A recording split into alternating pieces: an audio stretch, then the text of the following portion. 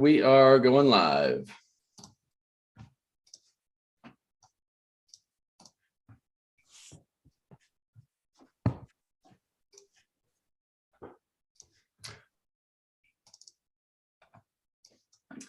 All right, says we are live. Hello, everybody. Welcome to the Conquering Cancer Summit special webcast with three of our experts from the Conquering Cancer Summit. First, I want to say thank you all for many of you who've submitted your questions ahead of time. I've already seen hundreds of questions submitted, so we're going to do our best to get through as many of them as we can over about the next 90 minutes or so. If you're joining us live right now, there should be a comment and question box right below this video. You can scroll down a little bit to see it, where you can enter your questions for our speakers today. And thirdly, I just want to say how deeply grateful I am that so many of you have been sending us emails and comments throughout the entire summit. I mean, hundreds of thousands of people, literally thousands of emails and comments have come through saying how impactful this event has been for you.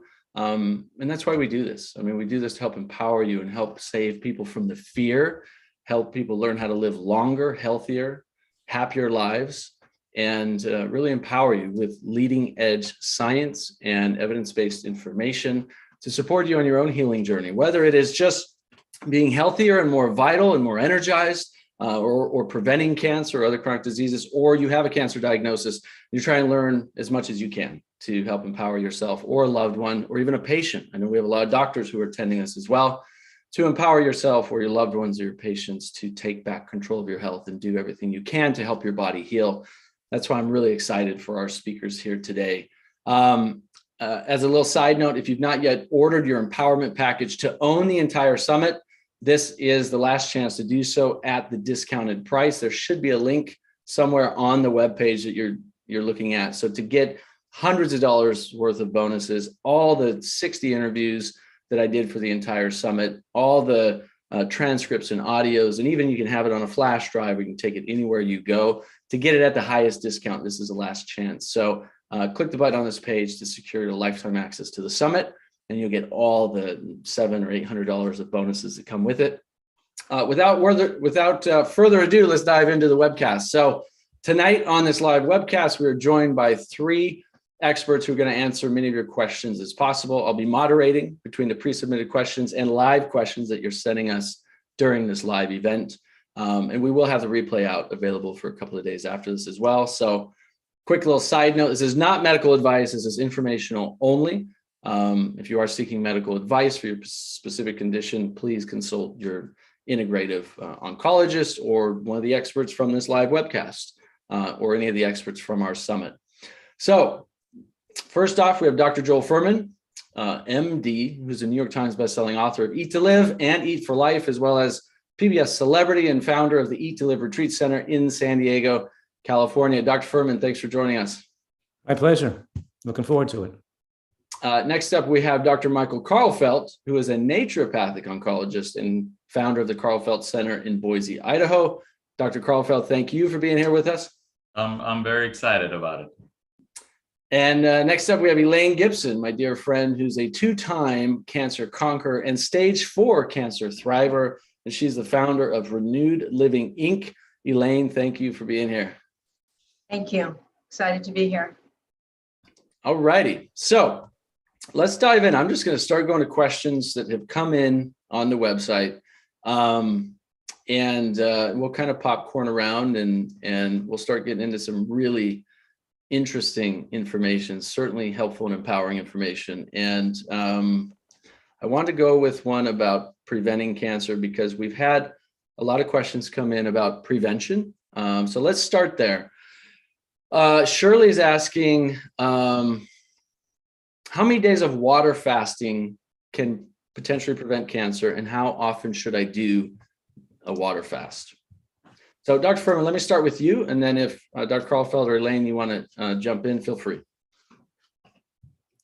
Well, the reason I wouldn't start with that type of question is because you don't know what type of diet this person is on. And water fasting would have no ability to prevent cancer, or very small, or almost, not a significant ability, taken away from an excellent diet between the time you water fast. You're only water fasting a small amount of your life. you're eating most of your life, and it's what you do most of your life every day that determines your risk of cancer, not whether you do a fast, once or twice a year or a certain amount of days a year. So it's kind of like, I guess the question should be, once you're eating an ideal diet that's going to prevent cancer, then will adding water fasting on top of that add some additional protection that is worthwhile doing that? And the answer most likely is no. That if you are eating an ideal diet, then you're already cancer protected. And then additionally, water fasting on top of that is not likely going to make us either a significant difference anyway.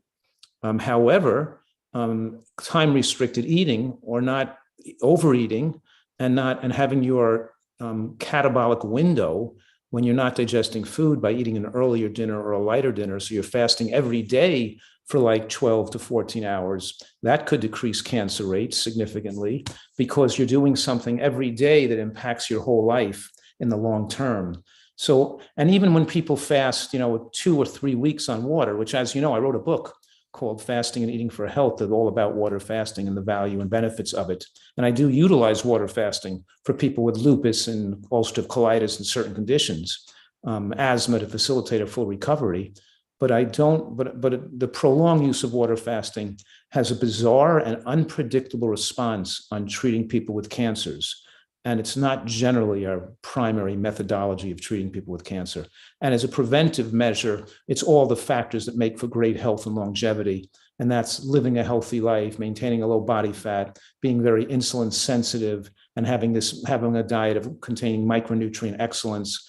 And then the judicious use of fasting means that some nights you may want to eat a little lighter dinner, or earlier dinner, go to bed a touch hungry, and keeping yourself on the slim side. But that's not taking these extended water fasts, which then give people the impression that they can eat more sloppily with their diet, not maintain their ideal body weight, and then resort in this long fast to try to get back to their ideal weight again, then go back and be sloppy with their diet again. And in that case, emotionally and intellectually, actually is more negative effect on their lifespan because they're thinking they're using the water fast to undo some of the damage they caused by their unhealthy eating. And they shouldn't be thinking that way or relying on water fasting to do that. It should be something you would do additionally to great eating, not to make it okay not to eat as carefully. So I could talk more, but I could give some other people a chance to say something. And obviously I'm directing people to this idea that how you live day in and day out is the major factor affecting your risk in the long run. Sure. Dr. Furman, thank you. Go ahead. Thank you so much for making this important point the first thing that people hear, because it is the consistency. It's the infinite behavior, not the finite for I'm going to fast for 2 days, I'm going to do this. And then people, like you said, they get sloppy about what they do. This is a mindful, intentional commitment to a lifestyle. And whether you're in a health crisis, whether you want to lose 5 pounds, whether you just want to be healthy, it's all the same. And it's not a magic bullet. And we're in such a society where, people want a pill to lose weight. Well, you didn't gain weight getting a pill. And you didn't, so this is the consistency. And again, thank you for starting out with this. The bright, shiny objects are your enemy in this journey. The consistency to natural, I call it eating from God's garden. That's what's going to make the difference. And this is such an important point for people to embrace. Yeah, and I agree wholeheartedly with both of you. We all tend to look for that sexy new thing, that sexy toy, that one pill that's going to fix it all, or this one technique that's going to fix it all. And there may be things that can be added, but at the end of the day, you need the foundation. And if you have the foundational living, your mental outlook, your movements, where you're eating, the nutrients that you're putting into your body, it is key. You can use, I know, Dr. Furman, that you use water fasting a lot for other things, but as you mentioned, when you're dealing with cancer, it's such an intelligence in itself.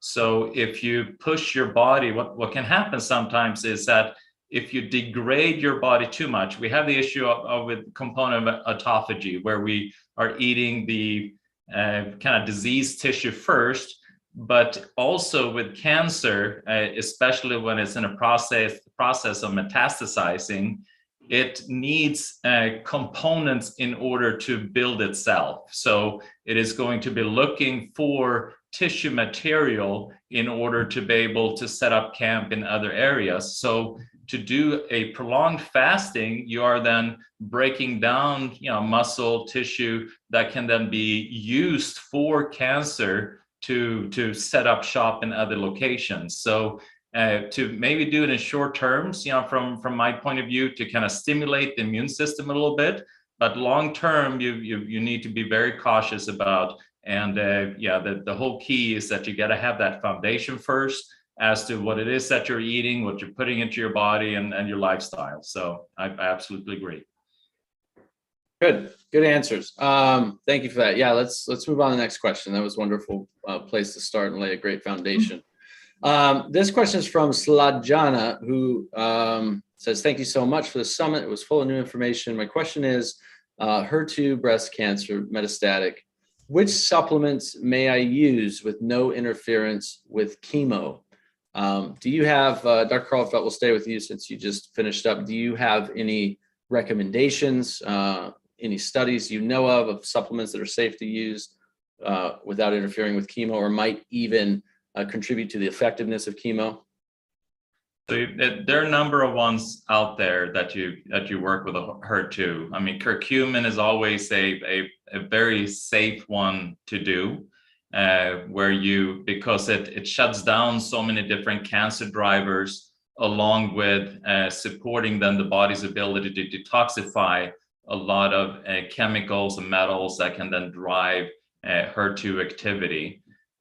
Also, fermented wheat germ extract, they've seen good things with that.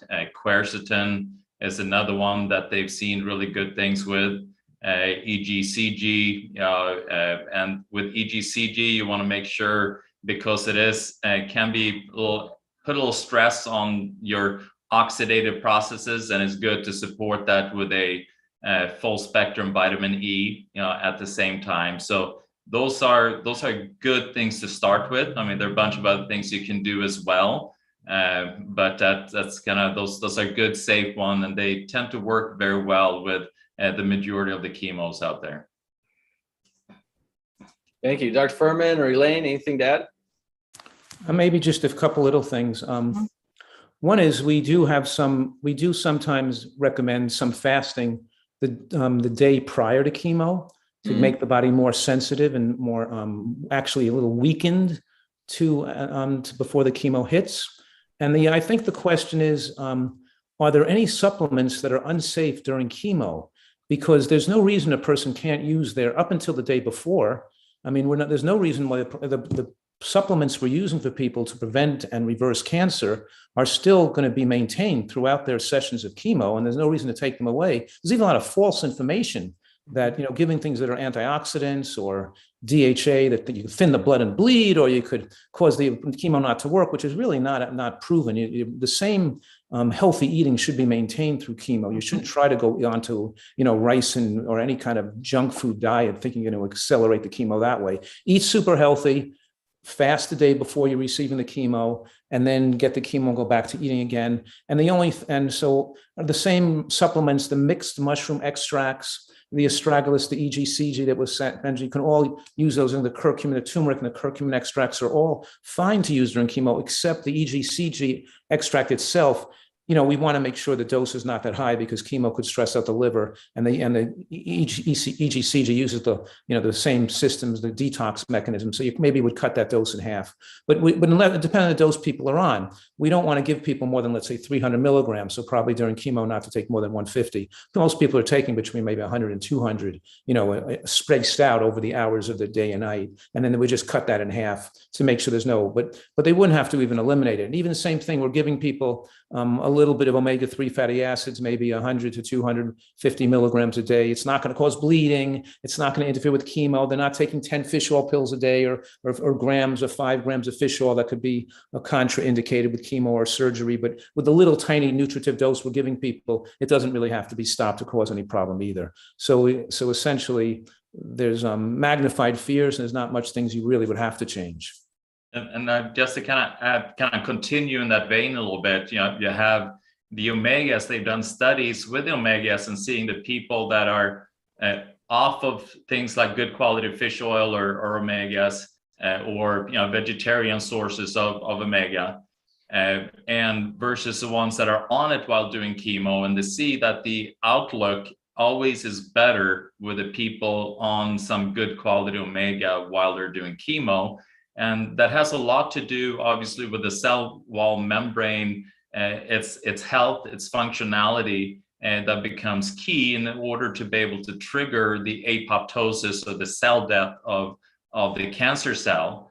And then the other issue that always comes up when I deal with patients, and I'm sure plenty of times in your career, Dr. Furman, is regarding to, my oncologist says that I should not be on any antioxidants. Yeah, so, exactly. Right. Or don't eat fruits or vegetables. Right. Don't eat healthy. Yeah, exactly, which is completely preposterous. I mean, maybe if there's like one study that show that that's an issue, for every one, there's about 100 studies that show the benefit of doing antioxidants while you're doing chemo to protect your healthy cells, makes it harder time for cancer to move into other areas, keep up your immune system, and then also it helps to complete the cell death cycle of the cancer cell, the antioxidants. So if you don't do antioxidants, you're not able to complete the killing of the cancer cells. Agree, very good points. And I just wanted to add one more thing, because to be clear here is that we're talking about a biphasic response, and that means that when you're deficient in a nutrient, you're increasing risk of cancer. And then there's an optimal range of certain nutrients, including just healthful factors. And then if you take an excess amount, even an excess amount that can't be achieved through food, but maybe you can supplement into a way to get extra amounts, and it could be an increased risk.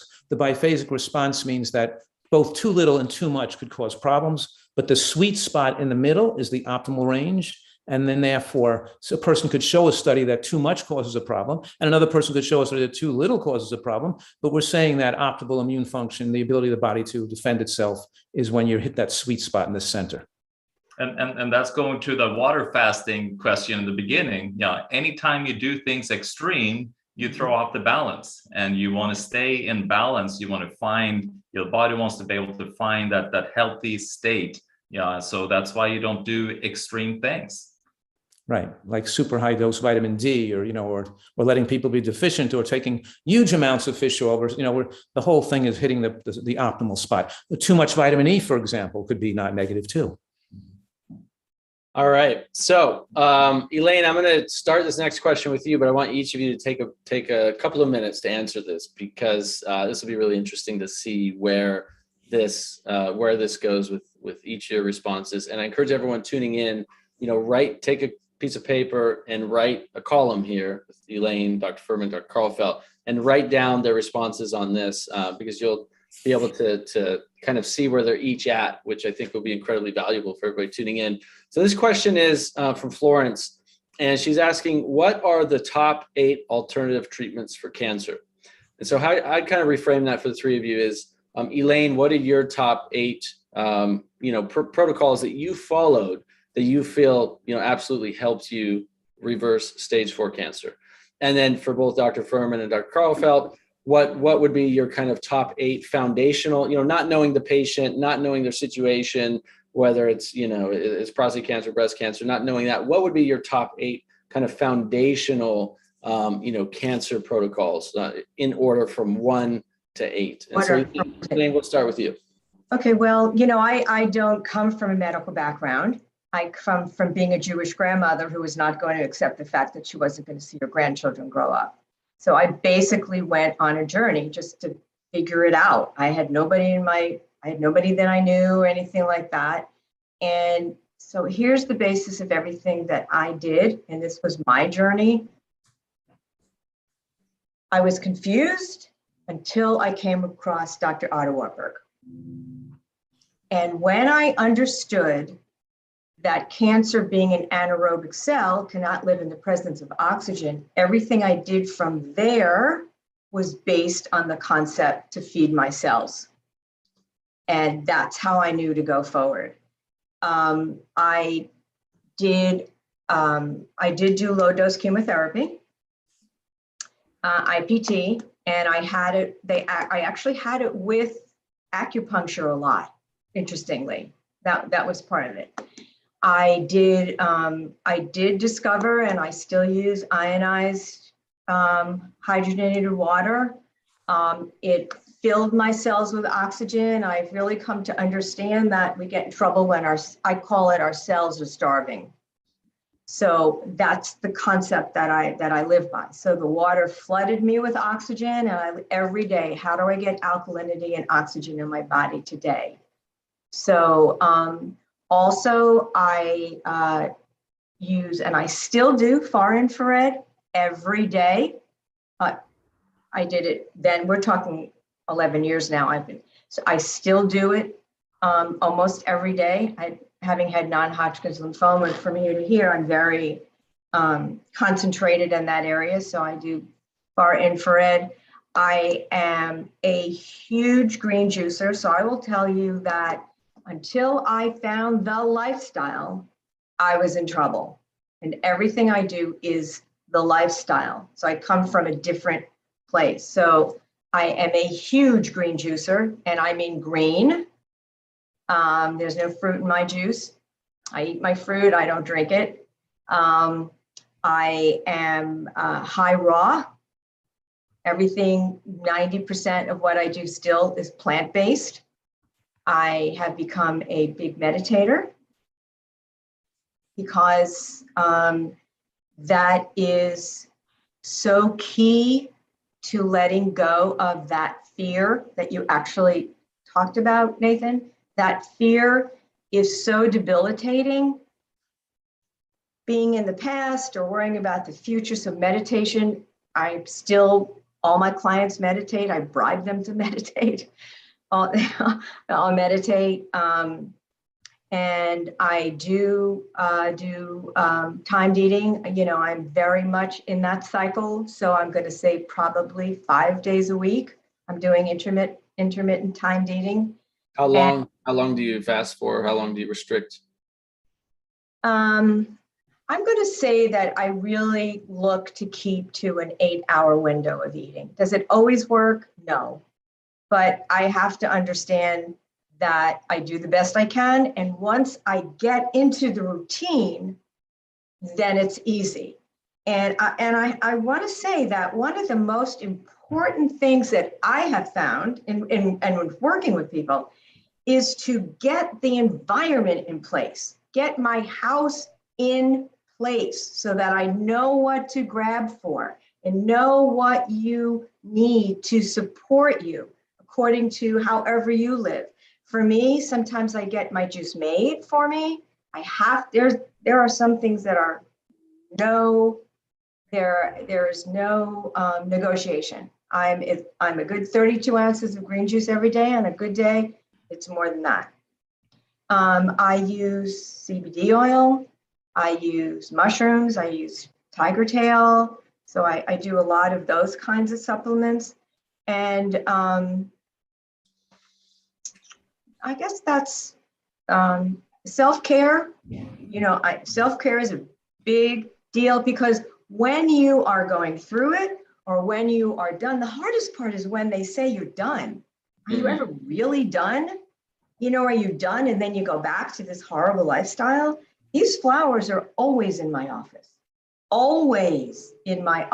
surrounding myself with nature. So self-care is a big part of the consistency and the ability to be consistent in maintaining the lifestyle. So for me, it's all about things that maintain the lifestyle. I use essential oils. it's all about the immune system. I have essential oils in my car. I have them, in my backpack, everything. I prepare my food. I know what I need. So we call it my extraordinary must-haves. So it's creating the environment. It's I'm consciously feeding my cells with oxygen all day and all night. My green juicing is, I have found, and the other thing is, which is like so funny, I have everybody start their day with hot water and lemon. Now that may sound, really, you're talking about that here? Let me tell you something. Everybody that I work with starts their day, even before we start, with hot water and lemon. And then we add juicing. The results are remarkable. They are remarkable. Not only the hydration, people are pooping for the first time in years consistently. So little things like that, to me, are what I have to keep in place and what I teach and try to maintain. So for me, it's the maintenance, because that's the best preventive. Beautiful. I think you shared even like 10 or 12. So we got some. Oh, well, I just better. For that. And I know you have more too, but I want to give Dr. Furman and Dr. Carlfeld a chance here. So Dr. Furman, why don't you go next? Right. Obviously, the diet is most important.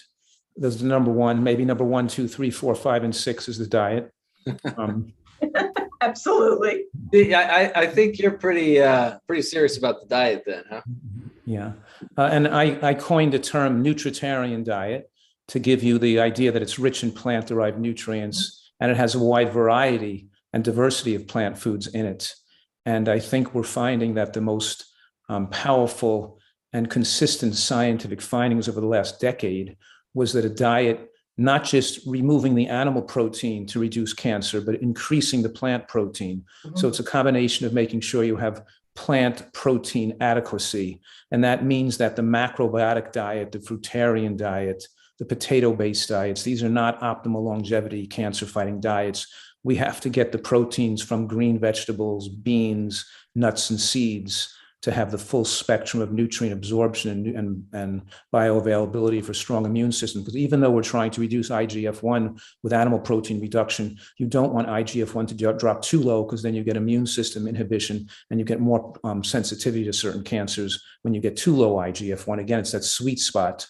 And so as you adopt we're advocating obviously a plant-rich or a plant-based or a vegan diet, but then the idea that you don't have to pay attention to protein adequacy is incorrect.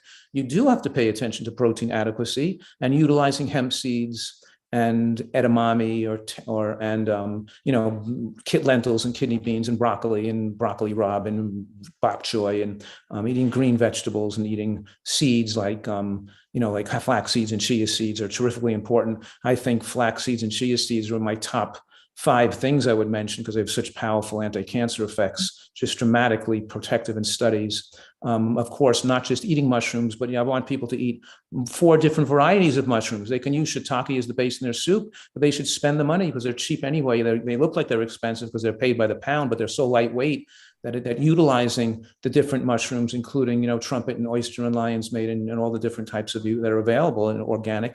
Eating organic is really important because we have more than ever before. We have extra pollution in our environment, and it travels over to the other parts. We're so much exposed to toxins, including toxins in the air from burning fires and things and burning wood. And you shouldn't have a fireplace in your house because you're exposed to smoke. And inhaled burning wood gives you exposure to polycyclic aromatic hydrocarbons, which increase risk of all types of cancers. The first cancers that occurred in the medical literature were scrotal and testicular cancers from men who worked as chimney sweeps inhaling smoke. So we're talking here about avoiding the inhalation of these dangerous substances. And you mentioned hot water in the morning. I just have to give a precaution here because I think that's potentially cancer causing. Let me say that one more time. That exposing yourself to steaming hot liquids could cause microburns to the oral cavity, the tongue, and the throat, increasing risk of tongue and throat cancer. So when using soups and teas and warm water, we shouldn't use the word hot. We should use the hot warm or warm hot.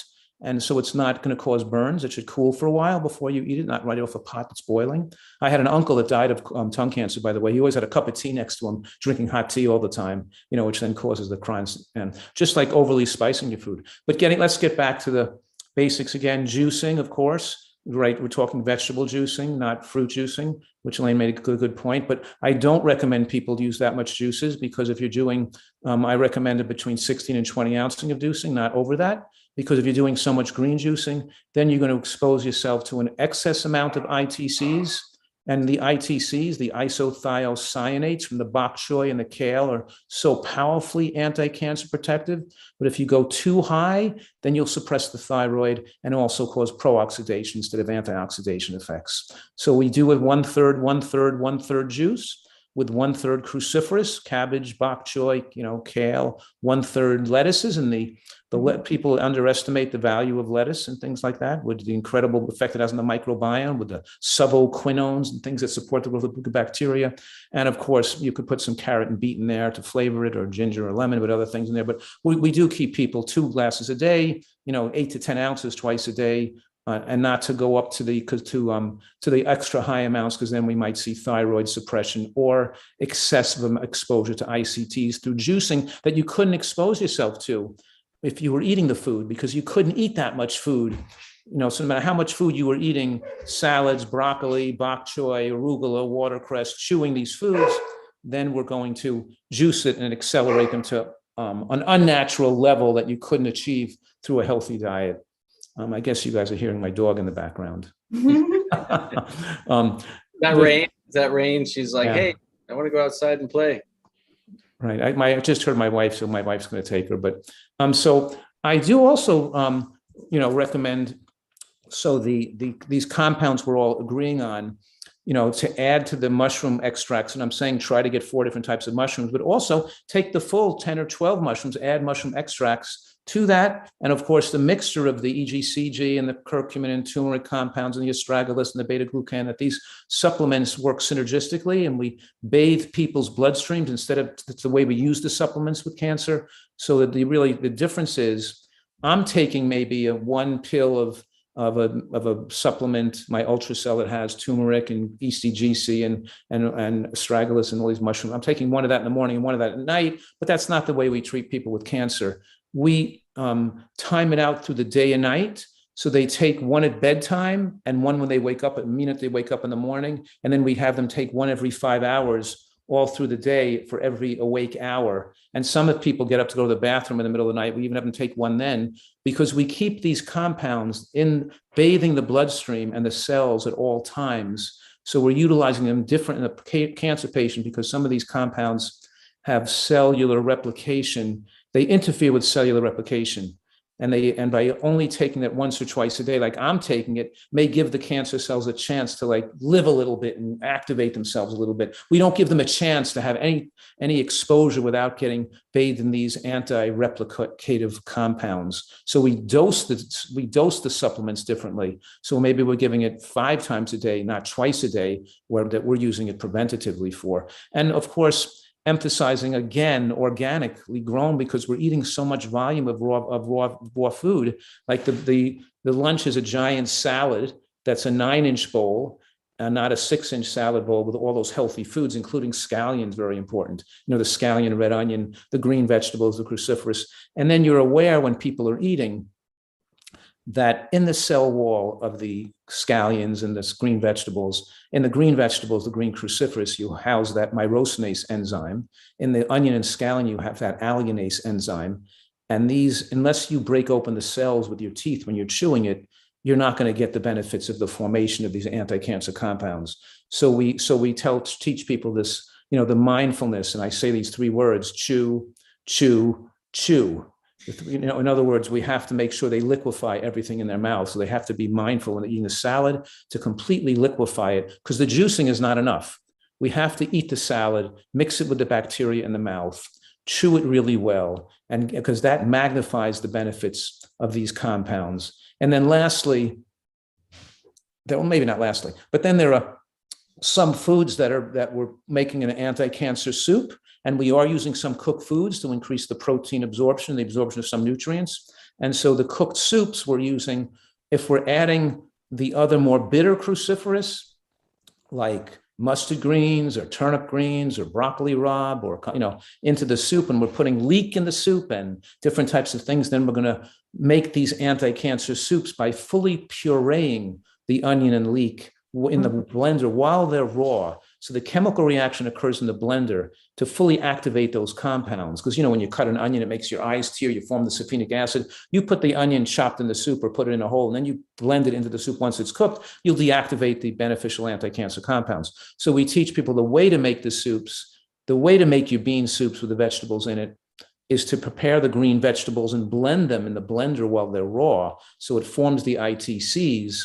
And then they won't be destroyed when you add it to cooking the soup. But had you cooked it and then blended it, or cooked it and not pureed it first, then the myrosinase enzyme would have been deactivated. So it's the way we're the moderate amount of cooked foods we're using.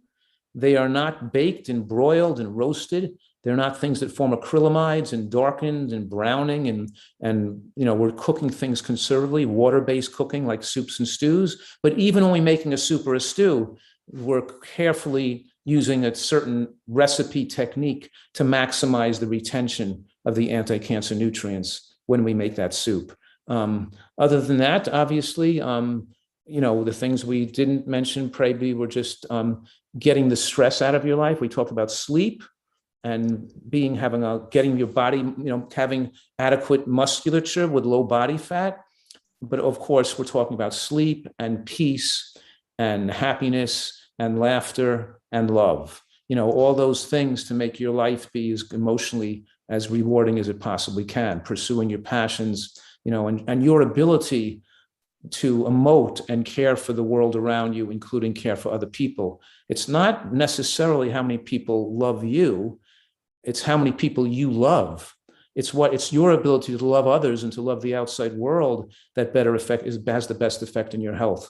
It's your ability to care for the outside world and to have a passion for it, including, it's the space where your own fingertips ends. It's the opposite of narcissism. It's the idea of giving and caring and feeling and emoting towards others in a loving and caring way. Beautiful. I don't know how I can add to any of that. Thank you. I'm sure you can. I bet you can. So, to build on the foundation is always, exactly what you're talking about, the eating, your mental state. So it's the three pillars. You got to move, you got to exercise, and they know, the more muscle you have, the less chance of dying from cancer you have. So exercise is key. If you're dealing with cancer and all you can do is make it to the bathroom, then try to next time, go to the bathroom twice, back and forth. So you just gotta keep pushing. Exercise, movement is key. Eating, we discussed a lot about that. That's part of the foundation, and then also your emotional well-being. Dealing with skeletons in your closet. You got to deal with trauma. So you got to kind of look and survey your life and look at, what are my stressors? Am I in unhealthy relationships? What do I need to do to resolve that, to make that better? Are there things that I can improve there? Or do I need to sometimes separate myself from environments that are not conducive to health? And your spiritual connection. I'm a big believer that at the end of the day, God is the healing power. So I feel, and that, me being Christian, but whatever spiritual faith an individual has, if they're Hindu, if they're Muslim, if they are Buddhist, if they are, whatever it is important to have that connection, so you feel that you are grounded in this existence, and that you belong, and you have that support, that spiritual support and emotional support. So I believe that is the foundation, and then building on that, then you are looking. So now you got your nutrients, you got your emotional well-being, you got your spiritual connection, and you have then your movement, your exercise. Our bodies are meant to be used. They were not meant to just kind of sit in front of a screen, or just kind of sleep all day. I mean, they're meant to be used to be working, doing things, exercising, experiencing life, that they were meant to be doing that. So as a next step, when you have that foundation, is then you want to look at what are the drivers, what is driving. I mean, what have I been exposed to? Have I been in, did I grow up in a farm community, where there's a lot of pesticides? Then we got to look at that and see, we got to need to support the elimination of that, because there's always, cancer doesn't just happen in a vacuum. It's part of a process, and you are part of that process. It's not an isolated event. So you got to look at your whole life to see what have I been exposed to. What silver fillings. You have root canals. You have patients that and dealing with thyroid cancer or breast cancer, and they have a root canal that is infected. So you got to look at those kind of things, and address that. So all of that is, you got to kind of clean up, your environment, within yourself, and there you're addressing then the causative factors, and supporting detox pathways, your lymphatic, and just kind of using strategies in that area. And then when you've done that, when you have that foundation, you can then bring in some of the more heroic therapies that I use. Like the high dose vitamin C. I do the photodynamic therapy, where I use a photosensitizer, introduce that intravenously and get into the cancer cells, and then we use intravenous laser therapy, external laser, to trigger oxidative stress to kind of cause that cancer cell to die. So these are kind of heroic type of therapies, or curcumin IV, poly-MVA, DCA, that works on the metabolic aspect of the cancer. And like Elaine was alluding to, in regards to Otto Warburg, we were dealing at the metabolic aspect, and that's why the intermittent fasting becomes so important. Is that cancer is a metabolic disease. So you got to look at the metabolic aspect of cancer, and how you're eating, but then you can then utilize tools to support healthy mitochondrial function. And it is within the mitochondria that you have then the cell death switch. And it's the mitochondria that repair genes, so that they do not become cancerous. So supporting mitochondria, and again, foundational principles are key, but you can then use different tools, for that. And there are a number of supplements that can be used. I'm not going to, there are a lot of them out there that are really good, and it depends a little bit on the individual, which one that you use. But again, the mitochondria can only function as well as what it is given. So it depends on what's floating within that cell. What is in that fluid within the cell. Is there a bunch of toxins there? Is a bunch of chemicals? Is it loaded with nutrients to support that mitochondria? And also the mitochondria is dependent on that cell wall membrane, and also the membrane of the mitochondria. So how healthy is that?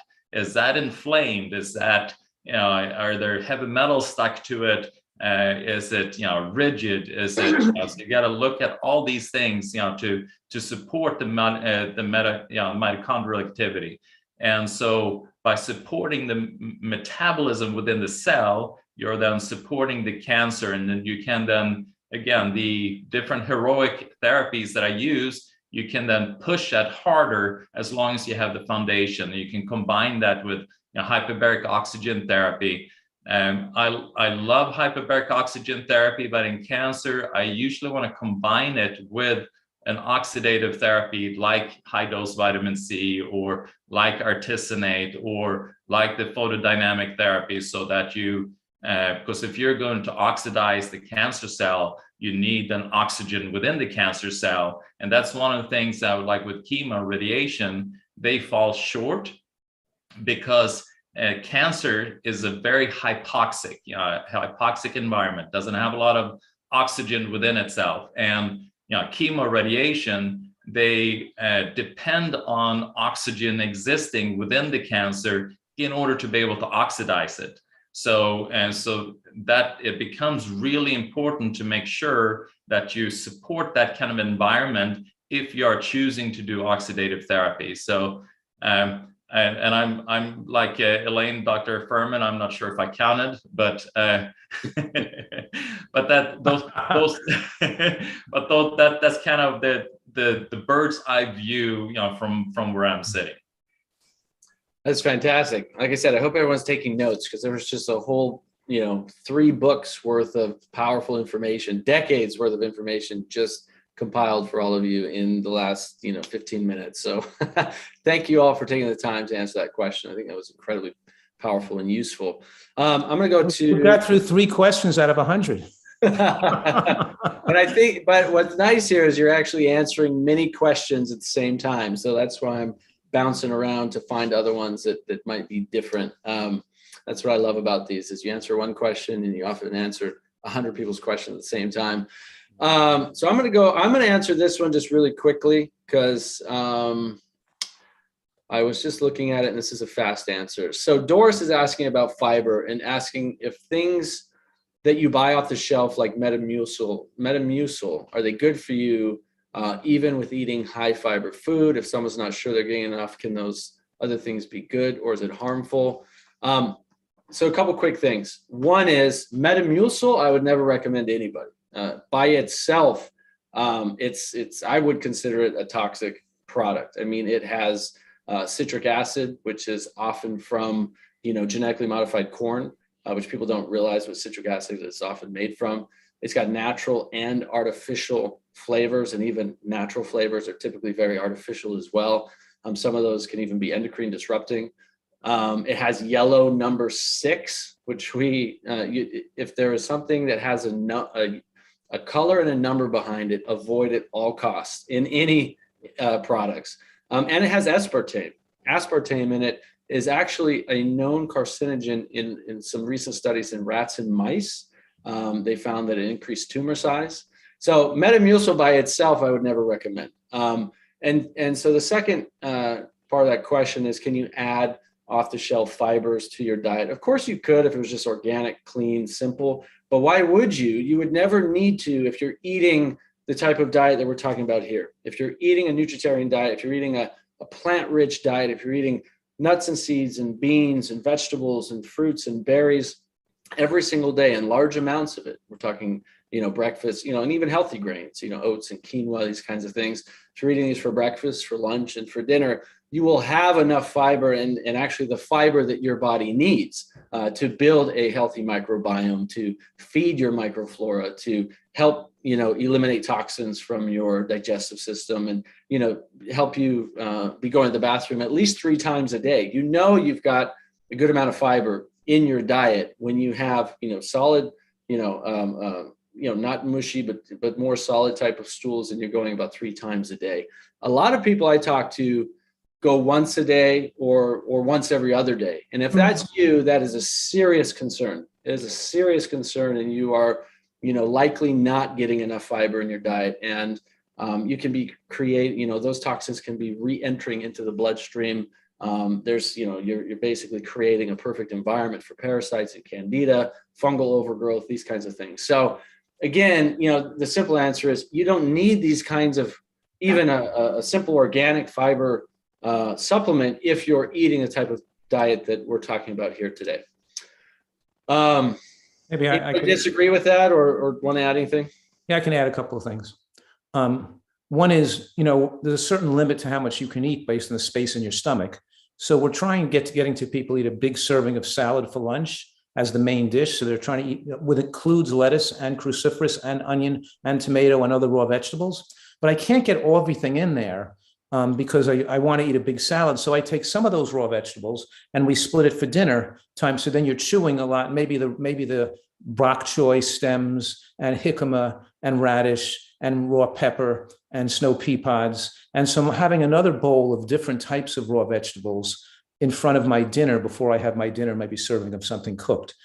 So I'm having 2 episodes of raw vegetables, 2 big servings of raw vegetables, and then maybe having a little of my soup with lunch. But the point I'm making here too is that, so you're getting all those extra raw fibers in you, but you're also getting the ground chia seeds and ground flax seeds in, which add the extra fiber. And the only time and if a person, sometimes people, which help with the stool both ways. If people's stool is too hard, then adding the green vegetables chewed super well with the extra flax and chia helps the hard stool. But if the stool is too soft, it helps that too, because some people get, too watery stools and too much diarrhea from eating all the roughage and all the fiber. And they can't hold it in to go to the bathroom because it's too loose. And therefore, there might be a case where we would add some extra flax and chia with dinner, but maybe even a teaspoon of psyllium of extra fiber with that. Not to help with constipation, but to help with the diarrhea, to make the stool, to absorb moisture in the stool a little bit. So then they'll be having, a teaspoon of flax, a teaspoon of ground chia, and a teaspoon of psyllium, a small amount of extra with the meal, with whatever they're drinking, to add the extra fiber to help solidify their stool a little more. But still, the basis, of course, is the overall diet. Nathan, just one really quick point. Once again, the question is about something that is not natural. And if everybody gets what they get from this, again, you're taking us back to nature. So if you can flip and not looking for outside solutions, when what you really need is exactly what you were just talking about, Dr. Furman, is just find the solutions in nature, and everything else works from there. And I wanted to add a little bit, kind of referring in one of the past comments Dr. Furman was doing, and the importance of mindful eating, and to be able to recognize that digestion starts when you're looking at the food. So you're actually just kind of looking and appreciating the food, appreciating the colors. Your already digestive enzymes are starting to be produced. Your body is getting ready for the nutrients. So being mindful, allowing that to be an experience. Don't eat while you're watching TV. Don't eat while you're doing all these other activities. Make that an important component of your day with mindful eating. And mentioning in regards to the chewing. As we're chewing, your body is checking out, what's in this food, so that it can then prepare again. What do I need to do further down in the digestive system in order to be able to utilize these foods? So I think, in addition to discussing the fiber, how we're eating and our attitude to eating is really important in order to be able to support a healthy digestive system and utilize those powerful nutrients that's in that food at its maximum. That's a really good point, Michael, because I found something similar that strengthens what you're saying, or corroborates that, is that I'm giving lectures and teaching people the magic of these natural foods. What is in a bok choy? What's in wild blueberries? What do you get in mushrooms? How the ergothioneine and the antigen binding lectins and the aromatase inhibitors and the angiogenetic, they're learning all the magic healing properties of these foods. And when they sit down to eat these foods at the meal, they're seeing the beautiful aesthetic structure. We may even picked it from the garden, set it on the plate so beautifully, but they're actually wondrously enjoying the magic and the healing power of food as you're eating it. And then we're going to eat it in a way to maximize that healing power. And instead of people feeling deprived and that, I can't, they're actually feeling, wow, this is a pleasure and a blessing.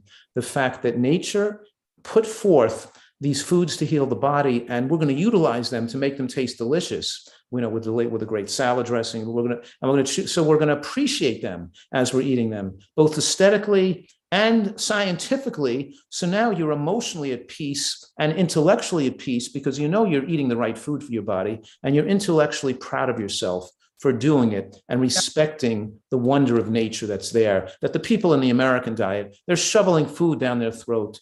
They're eating fast food, processed foods, chemicals, toxins, poisons, with no thought ever of the value of what they're eating, because they're not eating food. They're eating drugs, like sugar. What I'm saying is that the foods nourish our body. Foods protect us, gives us life. And they're eating foods that are stripped of their life and stripped of the nutrients and all these processed foods. So of course they're not even going to they're not even going to enjoy the intellectual and emotional relationship you have with the food, of knowing the beauty that's there and how it has such a good effect on the insides and healing for your body at the same time. So thanks for bringing that up, and it made me able to put that point, added to that point.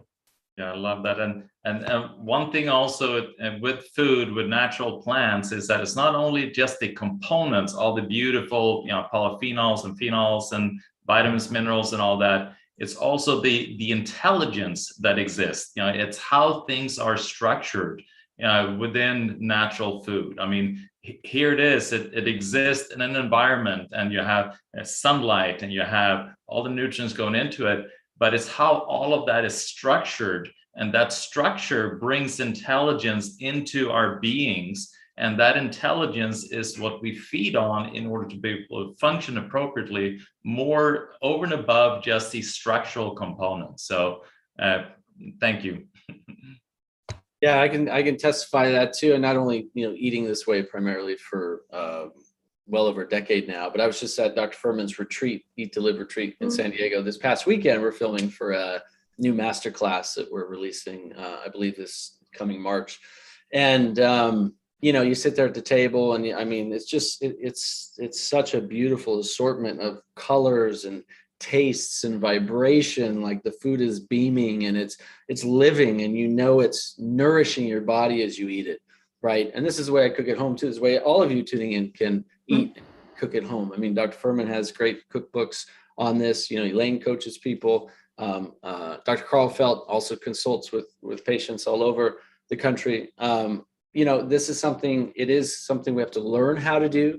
It's about changing our lifestyle and our habits and our addictions, getting off of the processed food, the sugar foods, the high chemical foods, changing our taste buds back to their natural state, where these foods, like eating a carrot, actually taste good as you feel it nourishing your body, because it does when you stop eating so much sugar, right? These vegetables actually start to taste very sweet to you.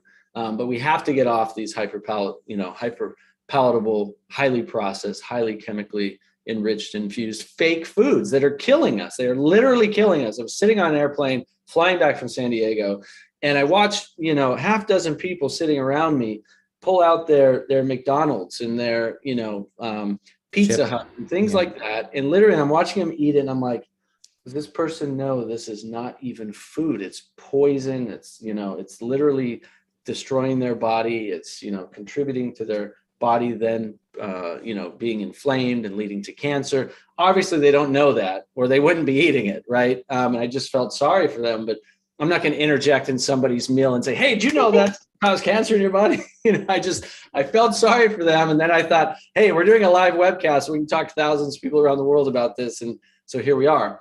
But I want to move on, because we could talk about this forever. And we got lots of questions I want to get to. We've only got about 30 minutes left.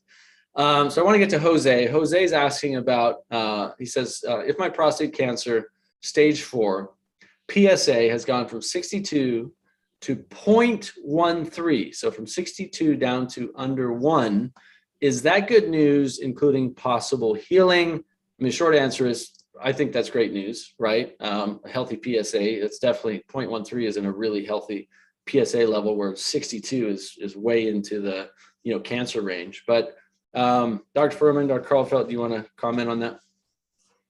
Nothing much to say. We don't know what he did, but that's great that he's got better. Because I had, my decades of work with a lot of men with prostate cancer. A lot of men have come to me and said, I have a high PSA or a high PSA velocity, which is increasing, significant for a sign of cancer. And my doctor wants to do a prostate biopsy or some other, after the MRI or something. And I say, well, do you think I have cancer? Do you think I should go on with the biopsy? And I say sometimes to these people that let's not even bother with the biopsy. Let's just assume you have cancer, because a growing PSA and because if we're improving the ability of medical diagnostic tests via bloodstream, and now we're going to be able to detect in the next few years, 50 different cancers with a simple blood test. And we're going to find that almost all people over the age of 60 have cancer. Like you're saying, they're living on junk food. They have cancerous cells in their body. Different parts of their organs are throwing off cancer cells. and they may not be big enough to be seen by the naked eye. They could be biopsying the prostate, needle biopsying, and pull up nothing. And they still have prostate cancer there because it's not spread enough to be detectable with the biopsy. I'm saying to people, but the point is that if you just assume that the American lifestyle is a cancer promoting lifestyle, why not start right now on this cancer reversal program? You don't have to even know you have cancer for sure, because we can just do it. And then we can see the PSA drop, and we can see the PS velocity stop growing. We can see you feel better. So whether you even know you have cancer or not is not the most important thing right now, because in the earlier stages, before the cancer becomes definitively visible, is when the cancer is more susceptible to nutritional interventions for reversal. And the earlier in life you start this process, the more protection you're going to get and the more effectiveness you're going to get. So now, today's the day to start. Maybe the place to start was yesterday and the day before, but today's the day we're going to start. And we're not going to go diagnose it first. We're going to start right now. And so in many cases, I have people avoid even the intervention of testing and just starting the anti-cancer protocol right away, and then seeing dramatic results. And we inevitably see the PSA go down and it goes back to normal and drops. And it's just, that's exciting for the person to see. And then their doctor eventually says, oh, well, you don't need that's fantastic. Or, so, and then you're showing the other doctor too, who thought they were alarmed that this person, that they could reverse. And that's how we spread this nutritional message too, by seeing all these people getting such a rapid response. And I have to say that it's funny because I had a woman also with stage 4 non-Hodgkin's lymphoma with palpable masses in her groin and in her neck, where you could feel the mass and measure it. And she didn't receive any treatment except for the nutritional treatment, but they gradually shrunk and of course all disappeared. So they were completely invisible to testing. And this was noted and what's corroborated by her other doctors caring for her, that she received no treatment except for nutritional care. And they all watched the cancer shrink, dwindle, and disappear. And it was like, wow, it was exciting. The community of my medical community of colleagues who didn't know about this therapy were then visibly able to see it disappearing, How long did that intervention take? Do you remember? I don't remember exactly how long, but it was so quick that it was actually visibly to watch them shrink every 3 months. So probably over that first year period when she lost her excess body weight, she also had dropped 60 pounds at the same time. So as the weight went away and her body came back to normal. You're talking about Elaine and just didn't remember? Is that your story, Elaine? Oh, yeah, it wasn't 60 pounds, but yeah, and I had this flood because the neck was like a sausage link. Really? And one day there was nothing there. I was a tournament tennis player. God forbid I should train. So I was always at the chiropractor to help me walk. And one day he said, Elaine, how long have you had this lump here? And I said, being cute, I said, I don't know, David, you're the only one that feels my neck like that. You tell me. He said, this is Monday and it wasn't there Friday. And then so we went, one thing led to another. And I got to tell you, in a week, it was like a sausage link. So obviously I did what I did and I got, and I'm better. But once I found the lifestyle, I lost 20 pounds. Not on Weight Watchers. I mean, I've got all the badges, Weight Watchers, and Jenny Craig, and Nutrisystems, and high carbon, low carbon, but Atkins, all of it. And nothing kept the weight off. And today, I mean, I'm way past 76. The weight just fell off. It was the first time I wasn't trying to lose weight. I was just trying to live. And then I woke up one day and it was like, whoa, look at this. And it's been off ever since. So when we do what you're saying, Dr. Furman, everything changes and everything dissipates. And what's left is the way we're supposed to be created for. And I do want to answer the PSA question, but I want to follow up with what Elaine is saying. A lot of patients, when you put them on healthy eating and they start dropping weight, and everyone is so concerned, I get cancer and I'm nervous that I'm going to be malnourished. Yeah. And my oncologist is telling me I got to eat more. And and then they try to feed them Ensure and try to, eat ice cream, all these kind of things, just to kind of keep the weight up. Mm-hmm. So it's for people to recognize that when you're eating healthy, yes, you will drop weight, but you will stabilize. You will stabilize at a good, healthy weight. And as long as you feel, you can feel your energy is better, you feel stronger, cognitively you're better, mood is better. All these are the appropriate indicators, not your scale. So it is really important in regard to the weight, about that. Then go on to the PSA. Yes, that is obviously that's great that the PSA is less, but what put it there? Like Dr. Furman was saying, I'm not sure, did they radiate the prostate? Did they do medication, hormone blockers, or did they do natural intervention? So if they do hormone blockers, for instance, it is going to drop, then PSA does not become really a valuable number. If they've done other medical intervention, then that, PSA is just going to drop from that. So if that is what is being referred to, then we don't know, and so if it's just natural therapies, then I would say, yes, that's a good thing.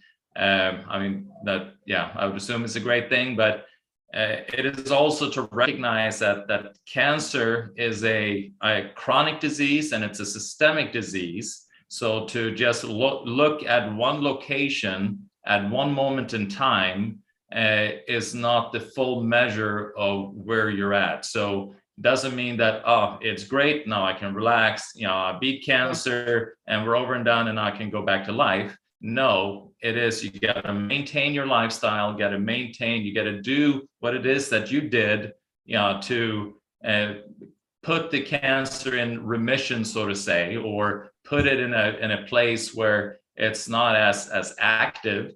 But you can't just all of a sudden just fall back and think I'm good now. You got to recognize it exists all over the body and it is there all the time.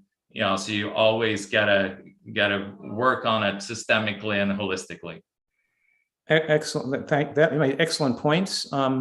Just something came to my mind I thought I'd add, because people are alarmed by the weight loss. I just thought I'd shove that in there one more time, is that we see people losing a pound a day. I've had a person just left here who lost 100 pounds in 90 days. And I had another girl who came in who lost 80 pounds in 90 days. So they lose tremendous amounts of weight because they were so overweight, and people think that they're alarmed by the weight loss, and it's okay to lose weight that fast because they're not starving themselves. They're eating a robust amount of food. They're eating a lot of food. The body's just getting rid of all the extra tissue in an active state. Let me make that clear, that because you can't lose fat that fast. But when the body is so toxic and they're weighing 250 to 350 pounds, there's so much acidity and toxins. The body is holding onto fluid to dilute the irritating effects of the inflammatory effects of those toxins. And these people who then start to eat so healthfully, we're not starving them, but they're dropping a huge amount of water as well. So they're losing fat weight, because the body doesn't need all the extra fluid. They're not as puffy and swollen because the body is no longer as toxic. And so that's why the quality of the diet is so important, because people can because some people wonder why they cut back on calories and they're not losing weight, even because they're still maintaining all this toxicity in the body. And the body has to hold on to all this space and fluid and to dilute the toxicity and acidity of the body. So I'm just saying, and then they stop, and then when they're not going to lose too much weight, and they're not losing too much, they're not losing weight too fast. The body is doing in its innate intelligence what it needs to do. And the fact that they're losing weight quickly shouldn't alarm anybody, because they're still at a point that's still too heavy anyway. And it's going to slow down, and they're not going to keep losing at that rate as they start to approach their ideal weight. Fantastic. All right. Thank you for that, everybody. So I'm going to move to another question that this actually came in for me. They were talking about how I referenced a study on chemotherapy. I'll share this really quickly and then we can move on. So Penny is asking, you reference a study done of 160,000 cancer patients and under 3% survivability 5 years after chemo. Could I get the reference to the study so I can pass it on? Currently, I have breast cancer, originally diagnosed stage 1 after lumpectomy, and pathology is now considered stage 3 with possible chemo recommendations. So I'll just share my screen really quick so everyone can have access to the study. This is just the abstract of it. I actually have the entire study downloaded in my files somewhere. I'd have to find another time, but you can find this on PubMed. is titled The Contribution of Cytotoxic Chemotherapy to 5-Year Survival in Adult Malignancies. So this was the largest study ever done. A huge study of 160,000 people. It was the United States and Australia. I've referenced this study many times over the years, and they looked at 22 adult major malignancies. Can you guys see my screen okay? Yes. So basically at 20, the 22 major cancers, and what they found out was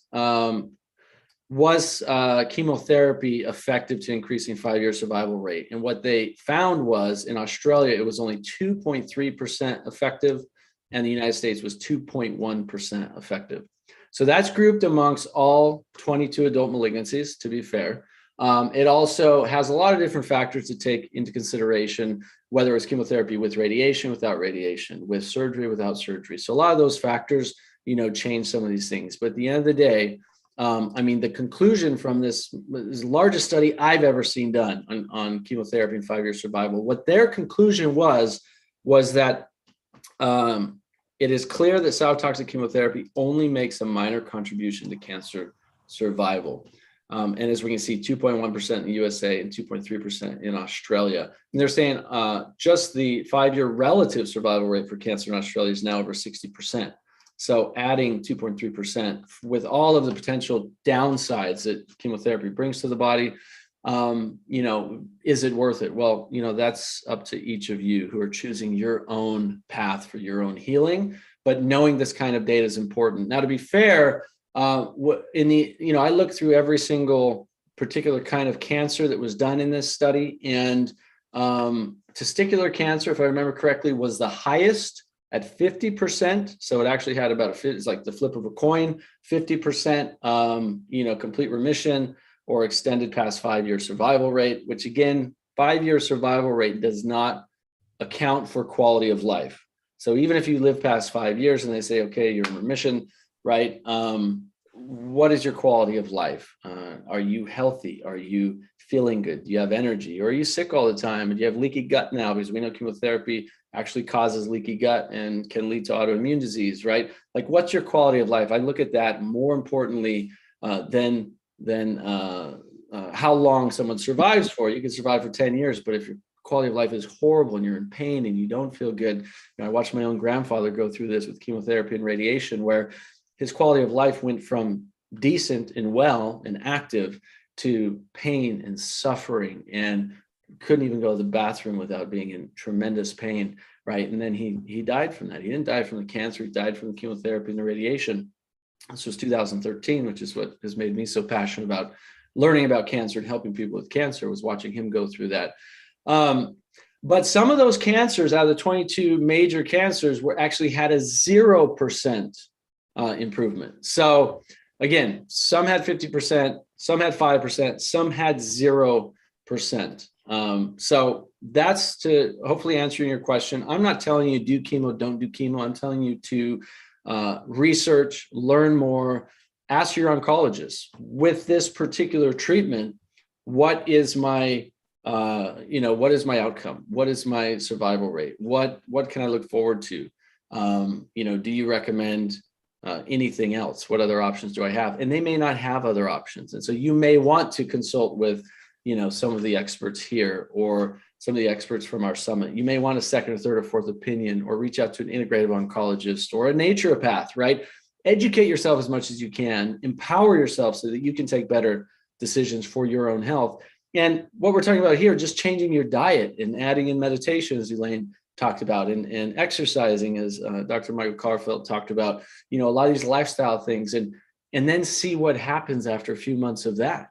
Do your cancer markers go down? If you're getting CTCs or you're getting PET scans, or are you improving after 3 or 4 or 5 months? Are you feeling better? Do you have more energy, right? Before you go into some of these life-altering treatment protocols. Most of the time, cancer is not life-threatening, right? Most of the time you have time to try lifestyle changes before you go into life-changing. I mean, some of these treatments are absolutely life-changing. Surgery is life-changing. You can't go back from that. Chemotherapy, radiation, it's life-changing. You can't reverse time from that, right? So my advice is educate yourself and do everything you can possible, and get multiple opinions before you choose some of these harsher treatments. So with that, let's move on to another question. This is from Jennifer Grace. She's saying my ferritin stores drop on a vegan diet, even with iron supplementation, and I have a low thyroid function. That's why I'm considering adding a small amount of animal protein. She also mentions another comment. She heard you mention, Dr. Furman, about 300 grams per week of animal protein if you need it. Is that okay? Do you have suggestions? What are your views, please? Well, first of all, some women don't absorb iron well, and it's sometimes genetically determined. And if her ferritin, obviously if her hemoglobin gets too low and her ferritin is low, we're going to try to see if she has any gastrointestinal inflammation or bleeding, is to make sure she's not losing blood. Some women could be losing blood from menstrual cycles or other sources. But in any case, I've seen over the years a lot of women who can't absorb iron well. And the problem is they take an iron tablet and it doesn't fix them because your body can only absorb a little bit of iron at a time. And the secret to having this woman use an iron supplement is to take one at every meal. So she's taking it 3 times a day, not once a day. So no matter how much of a dose she takes, your body can still only absorb a little bit. So by taking it more frequently, she can bring her ferritin up to normal. So having a low ferritin would not be a reason to add meat back to the diet or animal products back to the diet, because the amount of meat she'd have to eat to bring her ferritin back to normal anyway would be certainly increasing a person's risk of cancer. She's much better just utilizing a supplement more appropriately. And she didn't give enough information about her history. And even let's keep in mind that most doctors prescribing thyroid medications for people over-medicate their TSH too low, and that in the normal range of free T4, we have half the heart attack rate in the lower half of free T4, and increased risk of sudden cardiac death and more heart attacks in the upper range if you take too much thyroid hormone to try to control your weight, or you think of some benefit to taking excess thyroid hormone. And I'm saying that we are trying to slow the aging process and moderately slow the thyroid, not of course excessively to hypothyroidism, but not to try to take extra thyroid hormone to think you're going to lose weight better that way. So and we're not going to suppress the thyroid with too much green cruciferous vegetables or soy products or any food if you're eating properly and eating normally, unless you're doing something crazy, so there's no reason we'd have to learn more about this person. But she shouldn't be jumping back with the thought of increasing animal products. We have to go figure out why. Is she eating enough green vegetables to get iron? Is she taking the iron with every meal? Is there any other source of blood? Is her health otherwise good? Does she have too much inflammation in the body? Is her omega-6, omega-3 index too low? And of course, and not just symptomatically and simplistically saying, I'm going to eat more red meat to push my iron up. It's not the way she should be looking at it. Yeah, no nutrient exists in isolation. I mean, they all function together. So just because of the solution to low ferritin is not always, like Dr. Furman's pointing out, it's not just to throw iron at it. And also, obviously, we know in regards to cancer that ferritin is an inflammatory marker as well. So we don't want it too high either. We want it at an appropriate level. And in regards to kind of more of a natural supplementation, I mean, you have herbs like yellow dock, red clover, nettle, alfalfa, all these things then provide a good quality, easily absorbable iron that has then a lot of these cofactors that's needed in order to intelligently being able to absorb and utilize the iron. And then, like Dr. Furman was mentioning, you got to look at the gut. Are you dealing? Sometimes you have, the leaky gut or little micro tears or micro bleeding that you may not know of. So it's important then to really support your gut biome, your intestinal lining. Do things that helps heals that.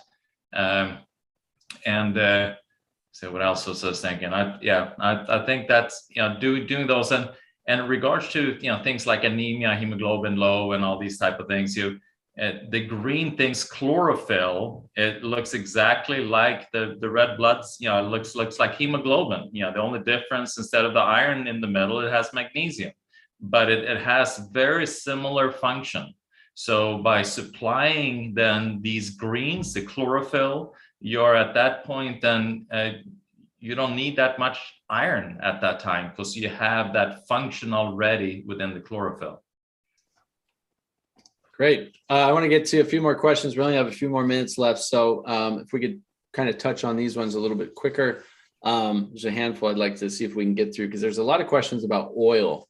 So a lot of people are confused about oil: olive oil, avocado oil, nut and seed oil. Some say they're goods. Others say that they're highly refined fat, and that's bad for you. This is Jennifer specifically, but a number of people asked about it. Jennifer says, I have stage 4 colorectal cancer. Should I include oils in my healing diet or not? Assuming they're organic, fresh, high quality, etc. Dr. Furman, I know where you stand on oils, and I know what the research shows. So why don't we start with you, just 1 or 2 minutes, and then if anyone else wants to add to it, please go ahead. Okay.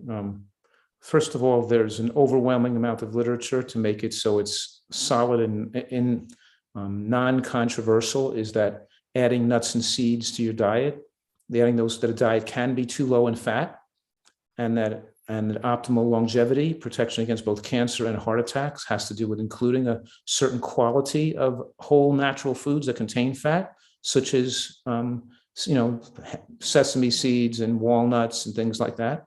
And I think every nutritional scientist in the world who, if was asked the question, inevitably would say that the whole food is better than the oil extracted from that food as a source of fat and longevity, meaning that walnuts are healthier than walnut oil, and sesame seeds are healthier than sesame oil.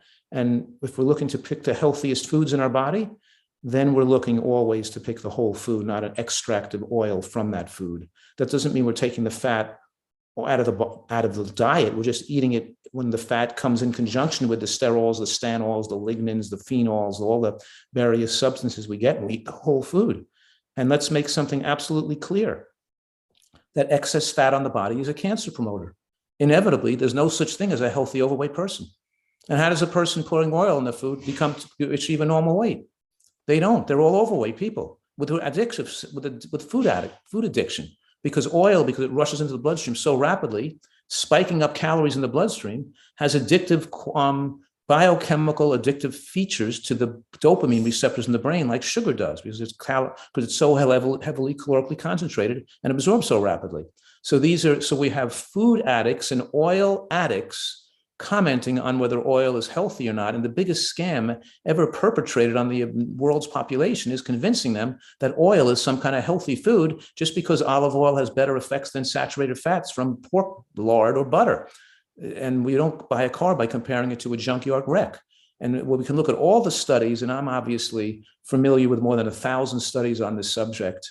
And to say that, yes, we want to include about a half an ounce of nuts and seeds with each meal, so we're getting sufficient fat to adequately and maximally absorb the phytochemicals and antioxidants from the foods we're eating.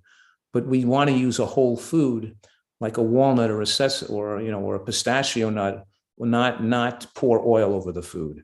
And I'm saying right near, before I wrap this up, I'm saying olive oil is a major contributor to cancer, because it's a major contributor to keeping the population significantly overweight. And pouring liquid fat on your diet tells your hormones and fat storage receptors not to lose weight. It tells you to store fat, don't lose it, because we're trying to pour more fat in, not take it out. And you can't be pouring fat out of the body and pouring fat into the body at the same time. You're either losing weight or you're gaining weight, or you're stabilizing it. And if you're overweight, you should be losing weight, and pouring oil in your body is going to slow that down or stop it. Great. I'm just going to rely on Dr. Furman's expertise. This is his wheelhouse. Dr. Furman, I've got a question for you. And I listened to you speak and on podcasts and stuff. And but I do have a practical question. So what about in small amounts, like on salads or cooking? I know I don't cook with oil anymore. Thank you very much. What about like oil on salads? Well, let me ask What you would a you question, just because add? here's my message. My message is, if you've got a serious issue, you've got to make every day count, every meal count, and every mouthful count. Why would you self-sabotage with a small amount of unhealthy substances when that same amount of calories could have been delivered through something healthier than that? So why would you put oil on your salad when you could have blended hemp seeds and walnuts to make this fat portion of dressing and made it so much healthier?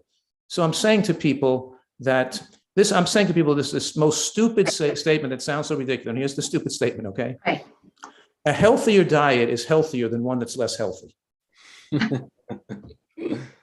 Because everyone wants to believe, well, a little bit of that, well, a little bit of this, and a little bit of that. But for every amount you use a little bit, you're taking away something better you could have eaten, number one. And number two, those people who are food addicts, that little bit of drives them to want more of those unhealthy substances, and a little bit turns into a lot more and a lot more, and they get sloppier in all aspects, and they're cheating a little here and they're cheating a little there, and it winds up so they're overall no longer eating carefully. And for some people who are not food addicted and they could have a once a week or something a little off here and there, but for most people, having well demarcated boundaries, especially when they have some illness, makes this easier, not harder, and less stressful, because you're not always deciding, should I have this, a little bit of that's not as good for me, or should I have the thing that's best for me? Just eat what's best for you. Just put the best healthy quality foods in your body and stop all the stressing. And it's easier for people, and that puts them they're more at peace with it, actually.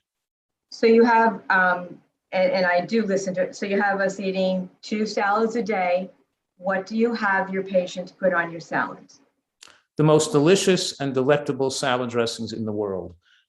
So we could talk about some of those dressing recipes. I make some simple dressings. Some of my favorite dressing is just to blend a navel orange with some cashews and sesame seeds and a little splash of blood orange vinegar and a splash of lemon in there and ginger, and have an incredibly dressing. But another one could be a thickened tomato sauce with organic sun-dried tomatoes with almonds and hemp seeds and a little bit of black fig or balsamic vinegar and a little bit of dried golden berries in there, and so we're making all types of exotic and delicious dressings. Wonderful. Make your salad burst with flavor, as opposed to just pouring oil on your salad. You know what I mean? We have flavorful, delicious dressings that add the nutrient quality to the meal.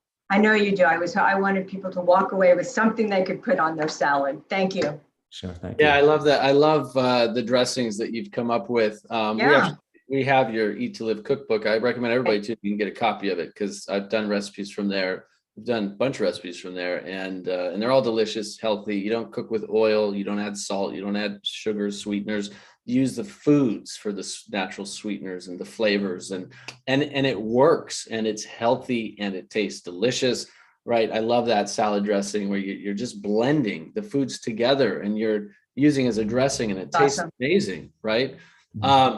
So we're gonna do a quick little popcorn, yes or no answers on these, and then we're gonna have to wrap up. So wheatgrass juice, good, yes or no?